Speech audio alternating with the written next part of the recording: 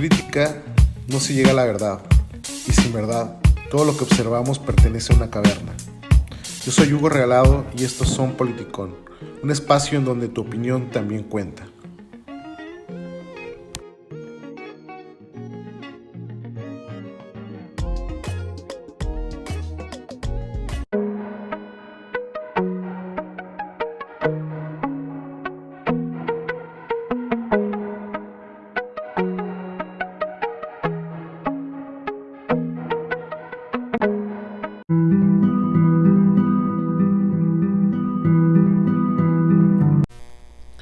El neoliberalismo es un modelo político normativo que tiene su génesis en la Universidad de Chicago.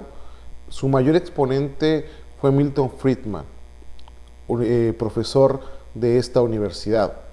El primer país en donde se instaura este modelo es Chile y se debe precisamente al golpe de Estado orquestado por Pinochet.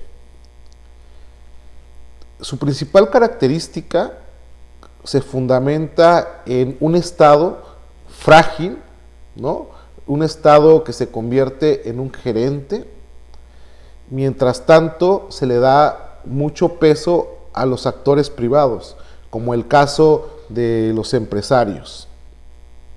Teniendo en cuenta lo anterior, una de las fases principales del neoliberalismo, uno de sus pilares principales, es la propiedad privada. Por lo tanto, en todos estos modelos o en todos los países donde se registra este modelo, se da el proceso de privatización y de regulación de empresas estatales.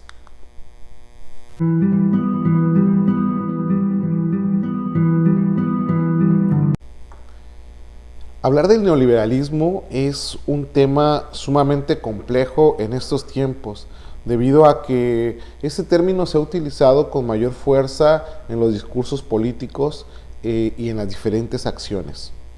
Sin embargo, es interesante que abordemos el tema desde cuáles fueron las causas de la instauración del neoliberalismo en México, que es muy parecido a las causas que se dan en otros países, ¿no? Entonces empezamos porque hay factores sistémicos. Por ejemplo, la instauración de este modelo o de este proyecto en nuestro país forma parte de un proceso político-económico que se da de manera paulatina, ¿no?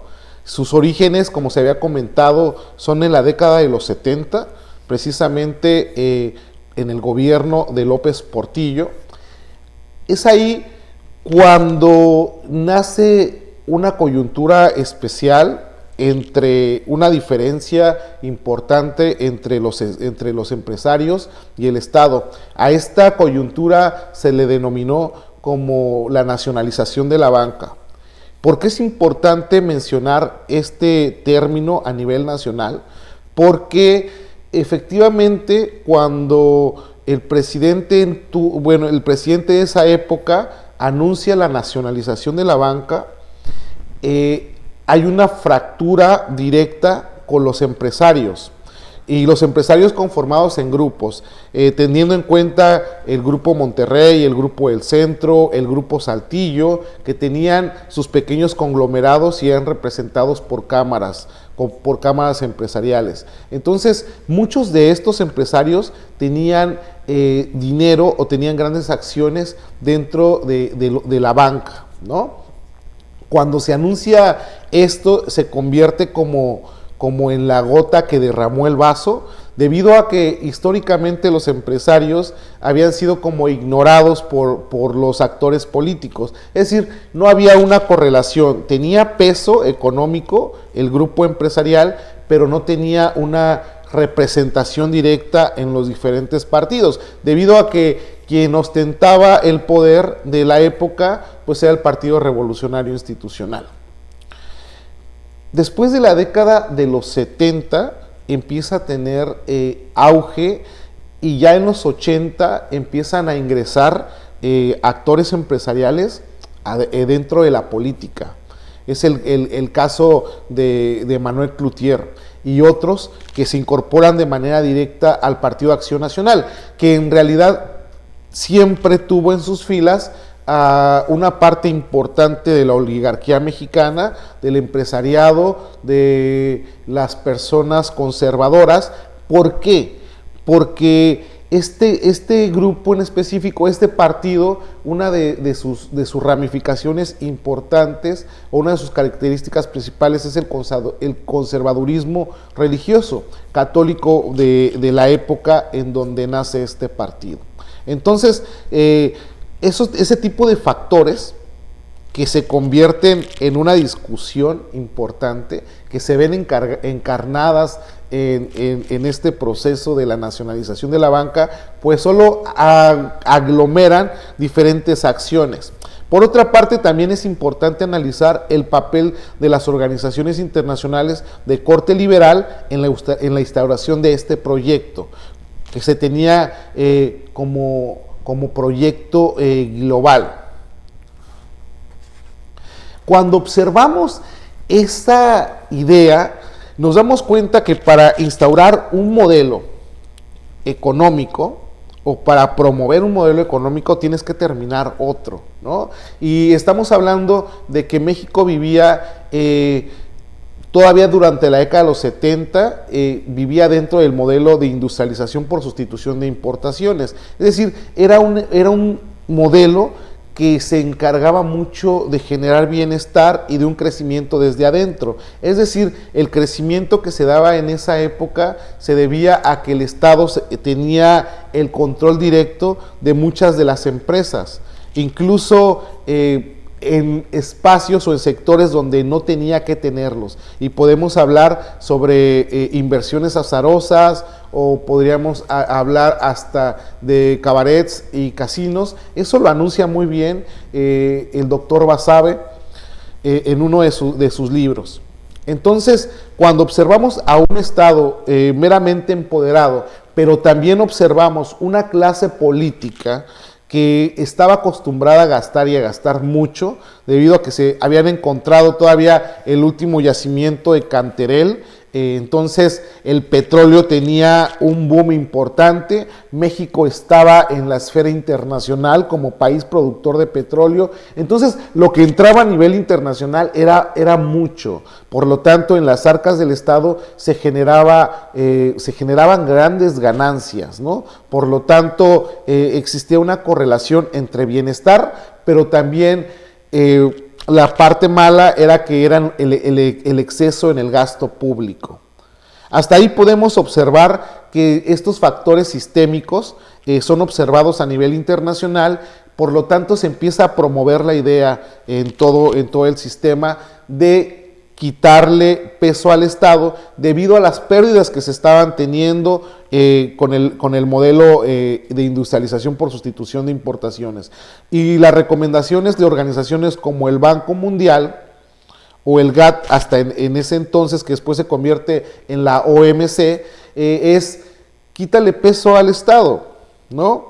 Privatiza tus empresas. ¿Por qué? Porque tienes empresas deficitarias, por lo tanto el Estado lo único que está generando en vez de ganancia es estar pagando, ¿no? Entonces hasta ahí las recomendaciones no sonaban tan absurdas, pero si tenemos en cuenta que México en la década de los 60 todavía creció económicamente al casi 8%, de esa época, en este momento al único país que vemos creciendo económicamente al 9% es China, ¿no? Antes del COVID.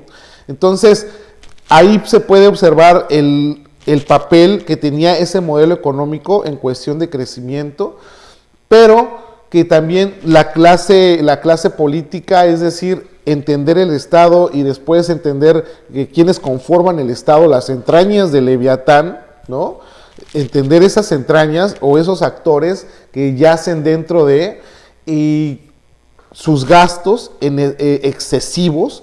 En esa época podemos hablar de un actor fundamental, ¿no? Por ejemplo, nada más como poniendo el ejemplo de esos gastos que se daban de manera exorbitante. El caso del Negro Durazo, ¿no?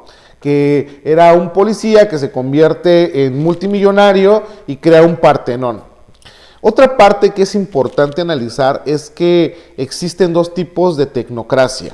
¿no? Una tecnocracia meramente enfocada en las ganancias, una tecnocracia que nace del partido único de esa época, los juniors, ¿no? Los hijos de muchos políticos que tuvieron la oportunidad de estudiar en el MIT, en Harvard, ¿no? En universidades de prestigio internacional. Y tenemos otra tecnocracia, la tecnocracia del pueblo, la tecnocracia que se educa en las universidades públicas, que buscamos la oportunidad de tener una beca, ¿no? Para poder estudiar una maestría y posteriormente un doctorado, que sí, muchos salimos del país para seguir educándonos en otros lugares, pero que nuestra intención es seguir aportando, ¿no? a nuestra cultura, seguir aportando, porque creo yo que nosotros debemos o le debemos al pueblo mucho de lo que nosotros obtuvimos la fortuna de haber estudiado. Entonces, ojo, existen dos tipos de tecnocracia. La tecnocracia conservadora, ¿sí? La tecnocracia neoliberal, y la otra tecnocracia, ¿no? La tecnocracia del pueblo, y ahí podemos hablar hasta del doctor López-Gatell, ¿no? Tecnocracia que se educa en las universidades públicas y que el esfuerzo los lleva a tener diferentes escalafones en el gobierno federal. Ok, esto se los comento porque dentro de ese proceso de transición entre cambios de modelo tiene su aparición esa clase en específica, llamada tecnocracia. Ella es encabezada en primer momento por un actor fundamental, Pedro Aspe Armella, profesor del ITAM, y a la vez que es profesor del ITAM, el dueño de esta institución es Alberto Bayeres, uno de los hombres más ricos de México. Aquí en esta universidad se empieza a reclutar todo un grupo en específico de diferentes jóvenes en ese momento para formar parte de una tecnocracia que se van a estudiar a la Universidad de Chicago, en el caso de Cartens. Otros se van a estudiar a la universidad, en el MIT, el Tecnológico de Massachusetts, en el caso de Videgaray, en el caso de Mead, ¿no? Y muchos otros. Entonces, cuando analizamos la estructura de gobierno de esa época, pareciera que uno de los requisitos importantes era haber estudiado en una universidad privada, y mejor si habías estudiado en el TEC de Monterrey o en el ITAM, y la otra es haber estudiado en el MIT para poder regresar y tener un cargo público importante, ¿no? Como una dirección o ser secretario. Cuando analizamos ya estos factores de discordancia y observamos que los excesos de la clase política que viene haciendo una transición, la primera clase política nacionalista por revolucionaria anclada al PRI, que se habían gastado todo el dinero y de repente es suplantada por la tecnocracia neoliberal, obviamente también del PRI, porque no le iban a dejar que entraran personajes que pertenecían a otro espacio. También cambia la idea. Estas personas que estaban en el primer PRI, que todavía hasta López Portillo, muchos de ellos salen del país con millones de pesos.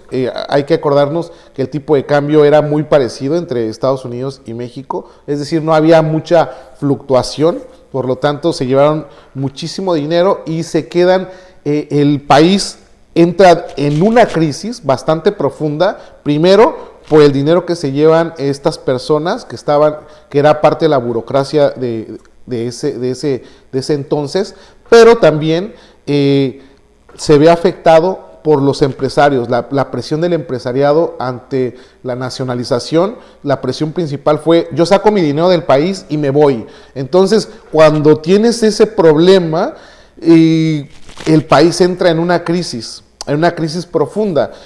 Es ahí donde hace su aparición un actor que se vuelve fundamental a posteriori, que se llama Carlos Salinas de Gortari, y aparece directamente en el gobierno de de Miguel de la Madrid. Hay que recordar algo en específico. Carlos Salinas de Gortari es un tecnócrata, ¿sí? Que estudia en Harvard también, pero es hijo de un exgobernador de Monterrey. Por lo tanto, pertenece a esa esfera de la tecnocracia neoliberal, conservadora, donde van a buscar siempre sus intereses, no los intereses de las mayorías.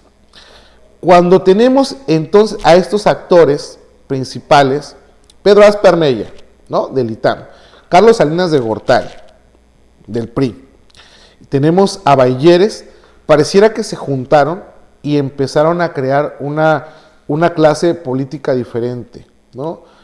Después de esas reuniones, no solo sale la tecnocracia, sino va a ser su aparición una élite muy diferente a la que se tenía en otros tiempos. Entonces, cuando observamos estas causas, estos fenómenos, podemos observar la entrada de un modelo que benefició a unos cuantos y perjudicó a las mayorías.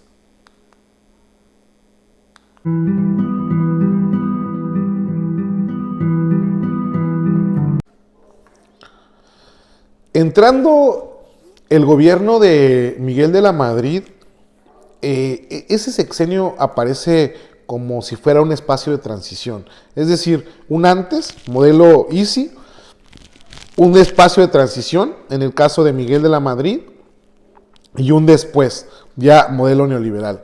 Pero dentro de esos estiras y aflojes, en este gobierno, lo único que se generan son diferentes espacios para recompensar a los empresarios que habían presionado en esa época, ¿no?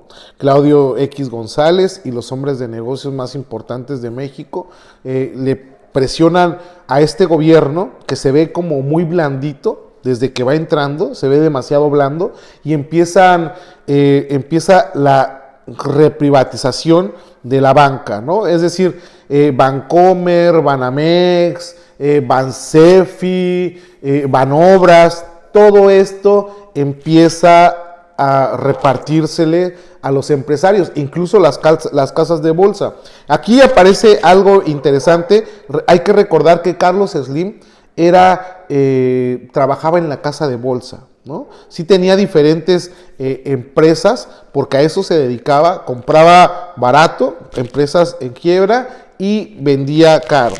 Hasta ese punto, esa era su chamba, ¿no? Que él la llegaba a hacer y pues bueno, la verdad es que la hacía pues muy bien, ¿no?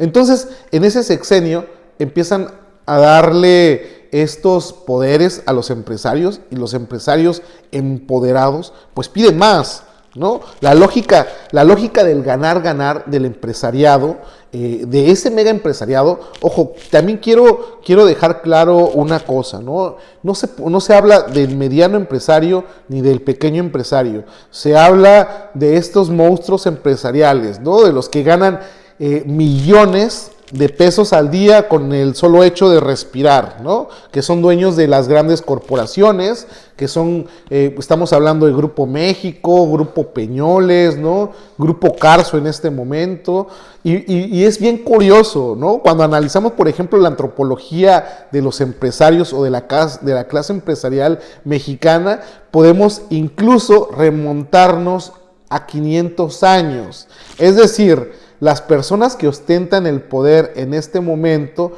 muchas de las grandes familias que tienen ese poder lo han tenido por siglos, ¿no? O sea, estamos hablando de una oligarquía que en realidad funcionaría como un tipo monarquía, ¿no? Donde estos actores privados siempre han estado como a la sombra del Estado, viendo en qué momento sacan algo.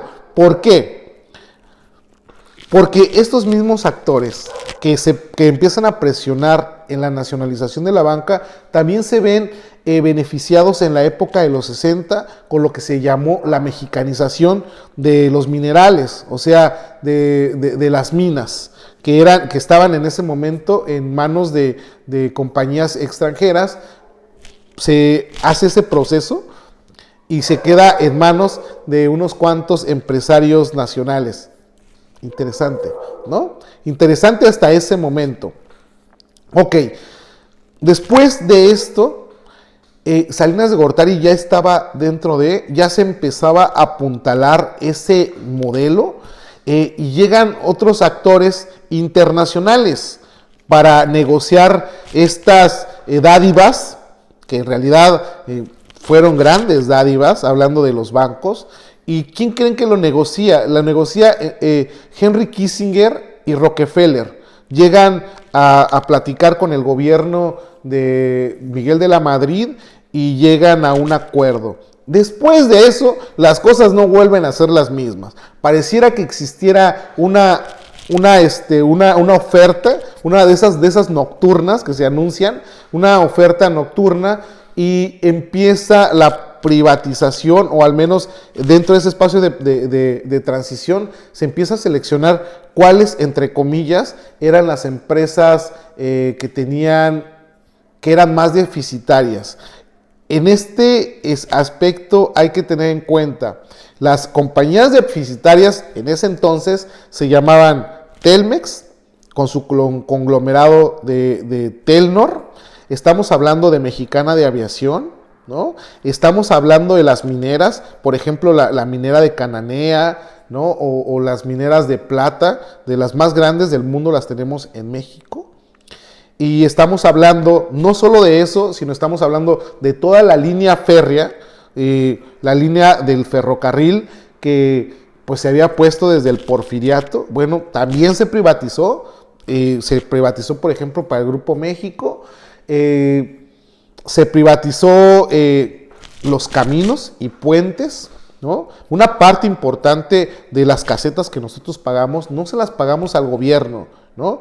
Por lo tanto, no pueden entrar a las arcas, se las pagamos a un particular. Y si echamos cuentas de cuántas personas pasan por una caseta en específico, pues empezamos a hablar de miles de pesos. Y si de repente, solo de una caseta, pero si la privatización benefició a una persona que se quedó con 100 casetas o 200 casetas o 300 casetas, estamos hablando de generaciones de millones de pesos al día, ¿no? Por lo tanto, de una élite que se convierte en multimillonarios. O sea, de esos a ellos me refiero, ¿no? En cuestión de cuando hablo de empresarios, de los grandes empresarios. No hablo ni de los medianos ni de los pequeños que entran dentro de otra canasta, ¿ok? Entonces, el pago que se le da a estos empresarios, pues es muy sustancioso, ¿no? Ya en ese momento se dan cuenta que es importante hacer una fusión, ¿no? Yo creo que un papel fundamental de la tecnocracia fue que, como se educaban por ejemplo, en el ITAM, y en el ITAM había muchas personas, hijos de empresarios, y también había hijos de políticos, empezaron a hacer una fusión. Yo legitimo, o yo legislo, y tú me compras, ¿no? Entonces, legitimo a tu favor. Si yo privatizo, te la voy a vender a ti. Y se vio después con el tiempo, ¿no? Si el remate fue público, ¿quiénes fueron los que se quedaron con las empresas privadas? Que en realidad, ojo, ni siquiera eran tan deficitarias.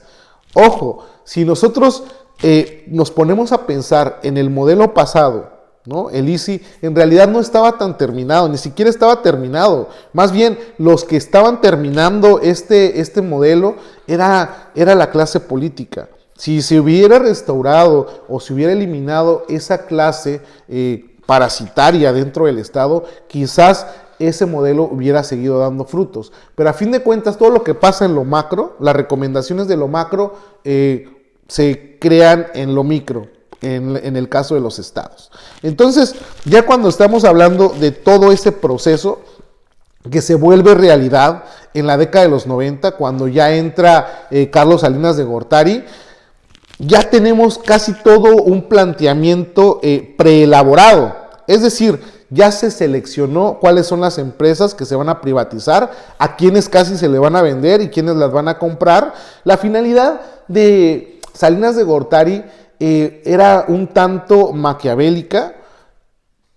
veía con muy buenos ojos el cómo se conformaban los grupos empresariales en Estados Unidos. Entonces, una de sus ambiciones era generar grupos empresariales en México con esa importancia y generar empresas transnacionales en el boom de la globalización, donde a posteriori muchas de estas empresas se internacionalizan, ¿no? Que entra dentro de otra investigación o de otro ensayo que también les voy a compartir, pero cuando entra Carlos Salinas de Gortari, entonces ya estamos hablando de que ya se tenía planeado qué se iba a hacer, ¿no? Ya la tecnocracia aparece, ahora sí, dentro de la estructura de gobierno, la tecnocracia liberal, dentro de la estructura de gobierno, y se empieza a planificar algo que se les llamó los arquitectos del neoliberalismo, es decir, hacer que el Estado tuviera menos poder, ¿no?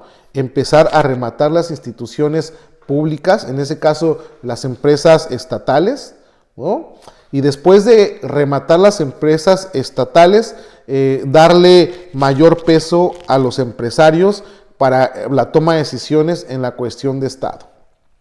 Ahí ya estamos dentro de la década de los 90, se convierten en diferentes factores exógenos y factores endógenos que permiten, como ustedes ven, la instauración del neoliberalismo en México. Un proceso bastante interesante porque ha sido paulatino. Es importante recordar que en México no se privatizó fast track, o sea, como otros países, en el caso de Argentina, en el caso de Rusia, que por las recomendaciones del Banco Mundial, privatizan todo y entran en una crisis profunda. El caso de Argentina es notable.